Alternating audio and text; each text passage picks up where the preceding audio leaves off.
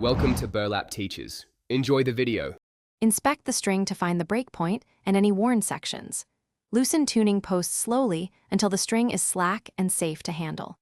Cut frayed ends with clean wire cutters about 1/4 inch from the fray. Remove the old string from the bridge and tuning, peg carefully to avoid damage. Clean the nut slots and bridge saddle with a soft brush and cloth. Check tuner gears for wear and add a drop of lubricant if they feel stiff. Select the correct gauge string for your instrument and playing style. Insert the ball end into the bridge or tie through the body hole securely.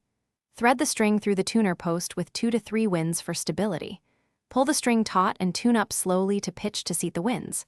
Stretch the string gently along its length and retune until it stays stable. Trim excess string with cutters, leaving about 3 to 5 millimeters at the post. Check intonation by comparing 12th fret harmonic to fretted note at 12th fret. Adjust saddle position slightly if the fretted note is sharp or flat. Lubricate nut slots with a small amount of graphite or specialized lubricant sparingly. Wipe strings after playing and store the instrument in a controlled humidity case. Replace strings regularly based on playtime, typically every 3 to 6 months. Inspect tuning stability and